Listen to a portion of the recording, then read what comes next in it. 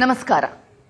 ದಾವಣಗೆರೆ ದಕ್ಷಿಣ ವಿಧಾನಸಭಾ ಕ್ಷೇತ್ರದಲ್ಲಿ ಚುನಾವಣಾ ಕಾವು ಜೋರಾಗಿರುವಂತಹ ಸಂದರ್ಭದಲ್ಲೇ ಈಗಾಗಲೇ ಚುನಾವಣಾ ಪ್ರಚಾರವನ್ನ ಮುಗಿಸಿ ನಮ್ಮ ಜೊತೆ ಮಾತನಾಡೋದಕ್ಕೆ ಯಾವ ರೀತಿಯಾಗಿ ಚುನಾವಣೆ ನಡೀತಾ ಇದೆ, ಈ ಸಲ ಚುನಾವಣೆಯ ವಿಶೇಷತೆ ಏನು, ಅದರಲ್ಲೂ ಕೂಡ ಈ ಸಲ ಸಾಕಷ್ಟು ವಿಶೇಷತೆಗಳನ್ನು ಹೊಂದಿರುವಂತಹ ಈ ಚುನಾವಣೆಯ ಬಗ್ಗೆ ಮಾತಾಡೋದಕ್ಕೆ ನನ್ನ ಜೊತೆ ಇದೀಗ ಅಭ್ಯರ್ಥಿಯಾಗಿರುವಂತಹ ಸಮರ್ಥ ಮಲ್ಲಿಕಾರ್ಜುನ್ ಅವರಿದ್ದಾರೆ. ಅವರ ಹತ್ರ ಮಾತನಾಡಿಸ್ತಾ ಹೋಗ್ತೀನಿ. ಸಾಕಷ್ಟು ವಿಚಾರಗಳ ಬಗ್ಗೆ ಅವ್ರ ಹತ್ರ ಮಾತನಾಡೋಣ. ಕಾರ್ಯಕ್ರಮಕ್ಕೆ ಸ್ವಾಗತ.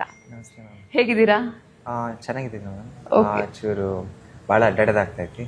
ಇದು ಕಾವು ಬರೀ ಬೇಸಿಗೆ ಅಂತ ಜೋರೈತಿ. ಎಲೆಕ್ಷನ್ ಕಾವೇನು ಇರಲ್ಲ. ಎಲ್ಲರೂ ಅವ್ರ ಜೀವನ ನಡ್ಸಕ್ ನೋಡ್ತಿದ್ದಾರೆ. ಒಂದ್ ಒಳ್ಳೆ ಅಭ್ಯರ್ಥಿನ ಎಕ್ಸ್ಪೆಕ್ಟ್ ಮಾಡ್ತಿದ್ದಾರೆ, ಒಂದ್ ಒಳ್ಳೆ MLA ಎಕ್ಸ್ಪೆಕ್ಟ್ ಮಾಡ್ತಿದ್ದಾರೆ. ಸೊ ಚೆನ್ನಾಗೈತಿ ಮ್ಯಾಮ್. ಓಕೆ, ಈಗಾಗಲೇ ತುಂಬಾ ಕಡೆ ಅಡ್ಡಾಡ್ತಾ ಇದ್ದೀರಿ. ಯಾವ ರೀತಿಯಾಗಿದೆ ರೆಸ್ಪಾನ್ಸ್ ಜನರಿಂದ? ಭಾಳ ಚೆನ್ನಾಗಿದೆ ಮ್ಯಾಮ್, ಭಾಳ ಚೆನ್ನಾಗಿದೆ. ಯಾಕಂದ್ರೆ ನಾವು ಜಾಸ್ತಿ ನಮ್ಮ ಸ್ಟೈಲು, ನಮ್ಮ ಅಮ್ಮರ್ದು, ಆಮೇಲೆ MLA MP ಎಲೆಕ್ಷನ್ ಎರಡೂ ಅಡ್ಡಾಡಿದಾಗ ಹೋದ MLA MP ಎಲೆಕ್ಷನ್ ಜಾಸ್ತಿ ನಮ್ದು ಗ್ರಾಮ ಪಂಚಾಯತಿ ಸ್ಟೈಲ್ ಮಾಡೋದು. ಸೊ ಮನೆ ಮನೆ ಅಡ್ಡಾಡಬೇಕು, ಎಲ್ಲರ ಮನೆಯಲ್ಲಿ ಚಾಯ್, ಕಾಫಿ, ಮಜ್ಜಿಗೆ, ನೀರು, ಶರ್ಬತ್ ಏನಾರ ಕುಡ್ದೆ ಮುಂದೋಗ್ಬೇಕು. ಸೊ ಭಾಳ ಚೆನ್ನಾಗೈತಿ. ಜನರ ಜೊತೆ ಮಾತಾಡೋದು, ಅವ್ರದ್ದು ಉದ್ಯೋಗ ಪರವಾಗಿ ಏನು ವಿಚಾರಗಳು ಇಟ್ಕೊಂಡಾರೆ, ಏನು ಕನಸುಗಳು ಇಟ್ಕೊಂಡಾರೆ. ಸೊ ಭಾಳ ಚೆನ್ನಾಗೈತಿ. ಈ ಹಿಂದೆ ಎಲ್ಲ ಅಜ್ಜನ ಪರವಾಗಿ ಅಥವಾ ಅಪ್ಪ ಅಥವಾ ಅಮ್ಮನ ಪರವಾಗಿ ಎಲ್ಲ ಪ್ರಚಾರಕ್ಕೆ ಹೋಗ್ತಾ ಇದ್ರಿ. ಈ ಸಲ ನೀವೇ ಅಭ್ಯರ್ಥಿ, ಏನ್ ಡಿಫ್ರೆನ್ಸ್ ಅನಿಸ್ತಾ ಇದೆ? ಫಸ್ಟಿಗೆ ಚೂರು ಸ್ಟ್ರೆಸ್ಫುಲ್ ಅನ್ಸ್ತತ್ರಿ ಮ್ಯಾಮ್. ಬಟ್ ಈಗ ಒಂದ್ 2 ದಿನ ಆದ್ಮೇಲೆ ನಮ್ ಎಲ್ಲಾರ್ದು ಆಶೀರ್ವಾದ ಏನೈತಲ್ರಿ ಮ್ಯಾಮ್, ಅದು ಪಡ್ಕೊಂಡು ಅದ್ರ ಶಕ್ತಿ ಏನೈತಂತ ಅನುಭವಿಸ್ತದ್ರಿ. ಯಾಕಂದ್ರೆ ಎಲ್ಲರೂ ನಮ್ಮ ಜೊತೆ ಇದ್ದಾರೆ. ಸೊ ಏನು ಹಂಗೆ ಯೋಚನೆ ಮಾಡೋದೇ ಬೇಕಿತ್ತು ಮ್ಯಾಮ್. ಸೊ ನಮ್ಮವರು, ನಮ್ಮ ಫ್ಯಾಮಿಲಿ ಇರಲಿ, ನಮ್ಮ ಕಾರ್ಯಕರ್ತರು, ಕಾಂಗ್ರೆಸ್ ಮುಖಂಡರು ಯಾರ್ಯಾರಿದ್ದಾರೆ. ಸೊ ಭಾಳ ಚೆನ್ನಾಗಿ ಅನಿಸುತ್ತೆ. ಓಕೆ, ನೀವು ಅಜ್ಜನಿಂದ ಈ ರೀತಿಯಾದಂತಹ ಮಾರ್ಗದರ್ಶನಗಳನ್ನೇನಾದರೂ ಯಾವತ್ತಾದ್ರೂ ಪಡ್ಕೊಂಡಿದ್ರಾ? ನಿಜ ಹೇಳ್ಬೇಕಂದ್ರೆ ಮ್ಯಾಮ್, ನಾವು ಯಾವಾಗೂ ಈ ರಾಜನೀತಿ ಬಗ್ಗೆ ಮಾತಾಡಿಲ್ಲ. ಯಾವಾಗಲೂ ಕೆಲಸದ ಬಗ್ಗೆನೇ ಇತ್ತು, ಇಲ್ಲಾಂದರೆ ಸೇವೆ ಮಾಡೋದ ಬಗ್ಗೆ. ಸೊ ಇದೂ ಒಂದು ಏನಂತಾರೆ ಸರ್ಕಮ್ಸ್ಟಾನ್ಸ್ ಆಗ್ಬಿಟ್ಟು ರಾಜನೀತಿ ಕಾಲಿಡೋದು. ಯಾಕಂದರೆ ನಾವು ಯಾವಾಗಲೂ ಬೇರೆಯವ್ರ ಪರವಾಗಿ ಅಡ್ಡಾಡ್ತಿದ್ವಿ. ಈಗ ಸ್ವಂತ ಕ್ಯಾಂಡಿಡೇಟ್ ಆಗಿ ಅದು ಬೇರೆದೇ ಸ್ಟೈಲ್ ಇರ್ತದೆ. ಒಂದು ಫ್ಯಾಮಿಲಿ ಅಂತ ಹೇಳಿ ಬಂದಾಗ ಪಾಲಿಟಿಕ್ಸ್ಗೆ ಕೆಲವೊಂದು ಸಲ ನಾವು ಅಂದ್ಕೊಂಡಿರ್ತೀವಿ, ನಾವು ಯಾವತ್ತಾದ್ರೂ ಒಂದಿನ ಬರಬಹುದೇನೋ ಅಥವಾ ನಾವು ಬರದೇನೋ ಇರಬಹುದು. ಬಟ್ ನಿಮ್ಮ ಮನಸ್ಸಲ್ಲಿ ಯಾವತ್ತಾದ್ರೂ ನಾನು ಬರಬಹುದೇನೋ ಅನ್ನುವಂಥ ಯೋಚನೆ, ಕಲ್ಪನೆ ಇತ್ತಾ?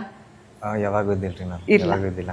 ಯಾಕಂದ್ರೆ ನಾವು ನಮ್ಮ ತಂದೆ ಇಲ್ಲಾಂದ್ರೆ ನಮ್ಮ ಅಜ್ಜರು ಇಲ್ಲಾಂದ್ರೆ ಅಮ್ಮರ ಜೊತೆ ಮಾತಾಡಕ್ಕಾರ ಯಾವಾಗ್ಲೂ ಓದೋದ್ ಬಗ್ಗೆ ಮಾತಾಡ್ತಿದ್ವಿ, ಇಲ್ಲಾಂದ್ರೆ ಕೆಲಸ ಮಾಡೋದ್ ಬಗ್ಗೆ ಮಾತಾಡ್ತಿದ್ವಿ. ಈಗ ನಮ್ಮ ಅಜ್ಜರು ನಾನು ಮುಂದೆ ಇನ್ನೊಂಚೂರು ಜಾಸ್ತಿ ಓದೋಣ ಅಂತ ಒಂದಿಷ್ಟ ಇಟ್ಕೊಂಡಿದ್ದೆ ಚಿಕ್ಕವನಿದ್ದಾಗ, ಒಂದು 5 ವರ್ಷ ಹಿಂದೆ. ಅವಾಗ ಅವರು ನನಗೆ ಏನ್ ಅಡ್ವೈಸ್ ಕೊಟ್ರು ಅಂದ್ರೆ, ಭತ್ತ ತಿಕ್ಕದ್ ಕಲಿ, ಅದಾದ್ಮೇಲೆ ನೋಡೋಣ. ಸೊ ಹಂಗೆ ಕೆಲಸ ಮಾಡೋದ್ರಲ್ಲೇ ಅದೇ ನಮ್ದು ಕಾಯಕವೇ ಕೈಲಾಸ. ಸೊ ಹಂಗೆ ಇದ್ರು ನಮ್ಮ ಅಜ್ಜ. ಸೊ ಚೆನ್ನಾಗಾಯ್ತು. ಈಗ ಈ ಎಲ್ಲ ಮಾತುಕತೆಗಳಾಯ್ತು, ಅಜ್ಜ ತೀರ್ಕೊಂಡ ನಂತರ ಎಲೆಕ್ಷನ್ ಬರುವಂಥದ್ದು ಮಾತುಕತೆಗಳು.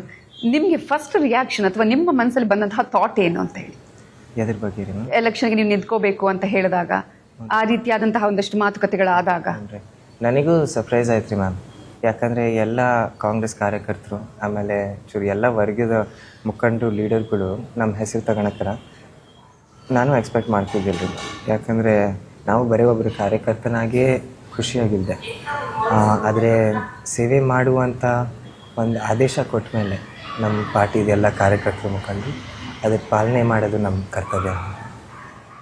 ಶಾಮನೂರು ಶಿವಶಂಕರಪ್ಪ ಅಂತ ಹೇಳಿದ್ರೆ ದಾವಣಗೆರೆಗೆ ಒಂದು ವಿಶೇಷವಾದಂತಹ ಹೆಸರು. ದಾವಣಗೆರೆ ಅಂದರೆ ಶಾಮನೂರು ಶಿವಶಂಕರಪ್ಪ ಅನ್ನುವಂಥದ್ದು, ಆ ಒಂದು ನಾಮಬಲದ ಶಕ್ತಿ ಇದೆ. ಆ ಫೀಲ್ ನಿಮ್ಮ ಜೊತೆ ಇದೆ, ಏನು ಅನಿಸ್ತಿದೆ? ಭಾಳ ಚೆನ್ನಾಗಿ ಮ್ಯಾಮ್. ಯಾಕಂದರೆ ಅಜ್ಜರ್ದು ಈ ದಾವಣಗೆರೆದ ಇತಿಹಾಸ ನೋಡಿದ್ರೆ, ಶಾಮನೂರು ಶಿವಶಂಕರಪ್ಪ ಹೆಂಗೆ ದಾವಣಗೆರೆನ ಎತ್ತರ ಕೊಡುಗೆ ಏನೈತಲ್ರಿ ಮ್ಯಾಮ್, ಅದು ಭಾಳ ದೊಡ್ಡದೈತ್ರಿ ಮ್ಯಾಮ್. ಯಾಕಂದರೆ ಸಿಂಪ್ಲಿ ಚೂರು ಒಂದು ಶಾರ್ಟಾಗಿ ಹೇಳ್ಬೇಕಂದ್ರೆ, ಈ ದಾವಣಗೆರೆನಲ್ಲಿ ಏನು 90s ಇಂಡಸ್ಟ್ರಿಯಲ್ ಪಾಲಿಸಿ, ಕಮ್ಯುನಿಸಮಿಂದ ಮ್ಯಾಂಚೆಸ್ಟರ್ ಆಫ್ ಕರ್ನಾಟಕ ಏನಿತ್ತು, ಕಾಟನ್ ಮಿಲ್ಸ್ ಎಲ್ಲ ಬಂದದು. ಆಮೇಲೆ ಶಾಮನೂರು ಶಿವಶಂಕರಪ್ಪರು ಇದು ಅಷ್ಟು ದೂರದೃಷ್ಟಿ ಐತಿ.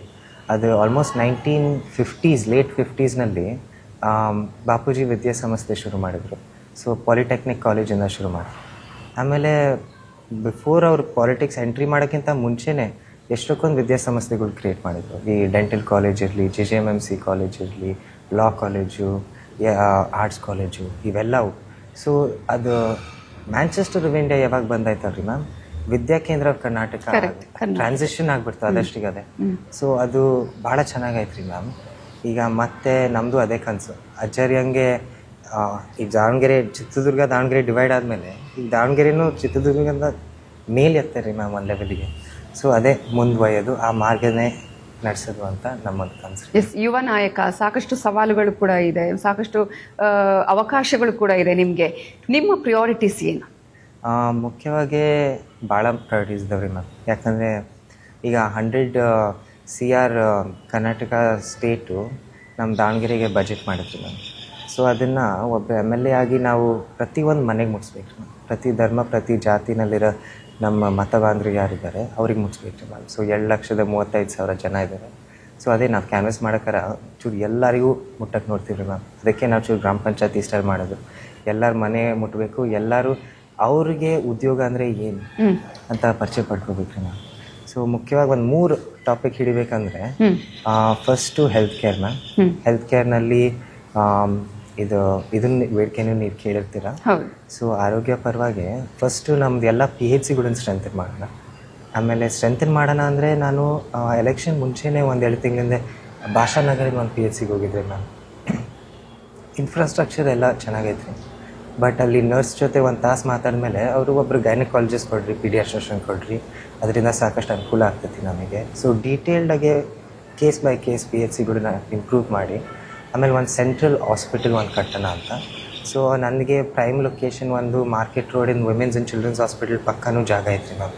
ಸೊ ಹಂಗೆ ಮಾಡಿದ್ರೆ ಖರ್ಚು ಕಮ್ಮಿ ಆಗ್ತೈತಿ, ಆಮೇಲೆ ವಿಮೆನ್ಸ್ ಆ್ಯಂಡ್ ಚಿಲ್ಡ್ರನ್ಸ್ನಲ್ಲಿರೋ ಸ್ಟಾಫು, ಮ್ಯಾನ್ ಪವರು ಇದನ್ನು ಬೆನಿಫಿಟ್ ಆಗ್ತೈತಿ ಮ್ಯಾಮ್.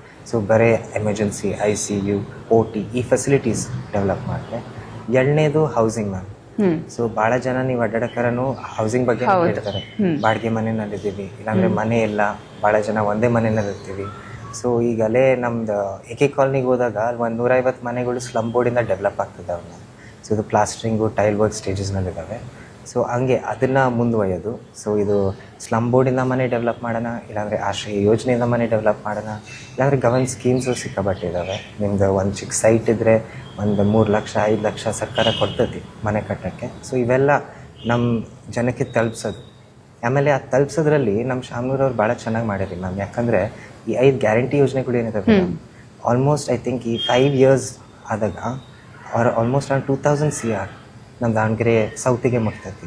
ಒಂದು 8,000 to 10,000 CR ನಮ್ಮ ದಾವಣಗೆರೆ ಡಿಸ್ಟ್ರಿಕ್ಟಿಗೆ. ಆಮೇಲೆ ಅದು most highest performing district guarantee ಯೋಜನೆಗಳ ಜೊತೆ. ಸೊ ಅದೇ ಸರ್ಕಾರ ಆಮೇಲೆ ಜನ ಮಧ್ಯ ಆ ಗ್ಯಾಪ್ ಫಿಲ್ ಮಾಡೋದೇ ಆಮೇಲೆ ಇದು ಜವಾಬ್ದಾರಿ. ಸೊ ಅದು ಮಾಡ್ಕೊತ ಬಂದಿವ್ರಿ ಮ್ಯಾಮ್. ಆಮೇಲೆ 3ನೇದು ನಾನು ಚೂರು ಎಂಪ್ಲಾಯ್ಮೆಂಟ್ ಮೇಲೆ ಫೋಕಸ್ ಮಾಡೋಣ ಅಂತ. ಸೊ ನಮ್ಮ ದಾವಣಗೆರೆ ಏನಾಗೈತೆ ರೀ ಮ್ಯಾಮ್, ವಿದ್ಯಾಕೇಂದ್ರ ಆಗಿ ಈ ಟರ್ಷಿಯರಿ ಸೆಕ್ಟರ್ ಜಾಬ್ಸು, ಸೊ ಇದು ಟೀಚಿಂಗ್ ಅಂಥವು ಜಾಬ್ಸು, ಇಲ್ಲಾಂದರೆ ಡಾಕ್ಟರ್ಸ್ ಆಗೋದು. ಸೊ ಅದರಲ್ಲಿ ಭಾಳ ಒಳ್ಳೆ ಪರ್ಫಾರ್ಮೆನ್ಸ್ ಐತಿ ಬೇರೆ ಡಿಸ್ಟ್ರಿಕ್ಸಿಗೆ ಕಂಪೇರ್ ಮಾಡಿದೆ, ಬೇರೆ ಸಿಟೀಸಿಗೆ. ಸೊ ಅದನ್ನು ಚೆನ್ನಾಗಿ, ಯಾಕಂದರೆ ಮೋರ್ ಹೈ ಪೇಯಿಂಗ್ ಜಾಬ್ಸು, ಚೂರು ತಲೆ ಉಪಯೋಗಿಸೋದು ಜಾಸ್ತಿ, ಮೊನಾಟನಿ ಕಮ್ಮಿ ಇರ್ತೈತಿ.